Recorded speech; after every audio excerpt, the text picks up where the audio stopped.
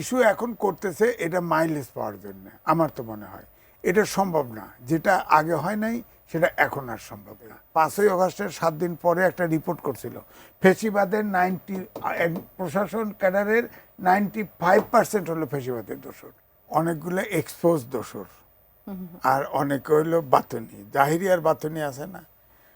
জাতীয় পার্টি একটা পার্টি যে হাসিনাকে ফেসিস্ট করার সহযোগিতা করছে, কারণ তারা মন্ত্রীও ছিল, অপোজিশনও ছিল, এরকম খেলাখেলি করছে।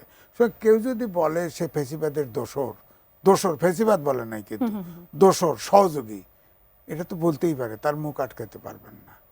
কারণ অভিনব পৃথিবীতে এর নজির পাবেন কিনা সন্দেহ, যে একটি পার্টি তাকে অপোজিশন বানানো হয়, সরকারি দল অপোজিশন বানায় নেয়, পদ দিয়ে পাশ করায়া বানায় নেয়, আবার তারা অর্ধেক থাকে মন্ত্রী, অর্ধেক থাকে বিরোধী দল। এরকম পৃথিবীতে কোনো দল আছে আমার জানা নেই। সুতরাং এই যদি কেউ এটা বলে সেটা অমূলক হবে না বলে মনে করছেন। এর মধ্যে আমরা রাজনীতিবিদ থেকে শুরু করে যারা মনোনয়ন পেয়েছেন তাদের উপর আক্রমণ করতে দেখেছি, তারা গুলি করে মেরে ফেলা হয়েছে এমন ঘটনা দেখেছি, ব্যবসায়ী থেকে শুরু করে প্রতিনিয়ত এই ঘটনাটা ঘটছে। আপনার কাছে আসলে আইন শৃঙ্খলা পরিস্থিতিটা কেমন এখন, নির্বাচনের জন্য উপযুক্ত কিনা? না, এখন উপযুক্ত না। আর অভ্যুত্থানের শক্তিগুলোর ভিতরেও আন্ডারস্ট্যান্ডিং এর গ্যাপ আছে। সুতরাং নির্বাচন নিরপেক্ষ করতে চাইলে এটা কিন্তু হতে হবে।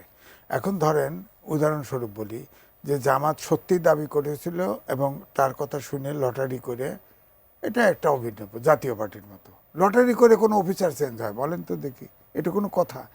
প্রশাসন ক্যাডারে একটি ক্যাডার, এর বাইরে 25টা ক্যাডার আছে। আপনার সেখান থেকে বেছে এতদিন বেছে ওই জাহাঙ্গীরনগর ইউনিভার্সিটিতে পেটে 7 দিনের ওরিয়েন্টেশন ট্রেনিং দিলে তো ডিসি বানানো যায়। আপনার সুপিরিয়র সার্ভিস দিয়ে অ্যাকোমোডেট করলেন না কেন? এটা কি ডিসি হতে আইনস্টাইন লাগে? এখানে বরাদ্দ, ওখানে সাইন, এখানে ক্লারিক্যাল ওয়ার্ক, এটা পাতা। যে কোনো লোক, ধরেন আমি রিপোর্টার্স ইউনিটি আমাদের এখানে বিরাট সংখ্যক, ওটার ইলেকশন কমিশনার, কোনো কমপ্লেন নাই তো, কোনো কমপ্লেন নাই তো। অর্থাৎ এটি নিয়ে একটা বড় ইস্যু হতে পারে কিনা নির্বাচনের পর, যে তখন আসলে এই রদবদলটা প্রয়োজন ছিল কিন্তু সেটা প্রশাসন করেনি, সেটা নিয়ে ইস্যু দাঁড়াতে পারে কিনা? না, ইস্যু এখন করতেছে এটা মাইলেজ পাওয়ার জন্য, আমার তো মনে হয় এটা সম্ভব না। যেটা আগে হয় নাই সেটা এখন আর সম্ভব না।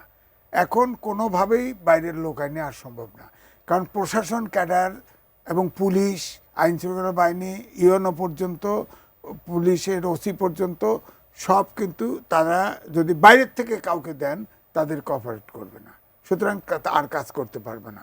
আগের থেকে যদি রিক্রুটমেন্ট, আপনার যেহেতু জানেন যে বণিক বার্তার 7 দিন পরে, 5ই আগস্টের 7 দিন পরে একটা রিপোর্ট করছিল ফেসিবাদের প্রশাসন ক্যাডারের 95% হলো ফেসিবাদের দোষর। আপনি তখন হুঁশ হলেন না কেন? তখন আপনার 25টা ক্যাডার থেকে বেছে লোক নিতেন, জরিপ টরিপ করে, ইন্টেলিজেন্স দিয়া। কতগুলো ডিসি লাগে? 64টা ডিসি লাগে।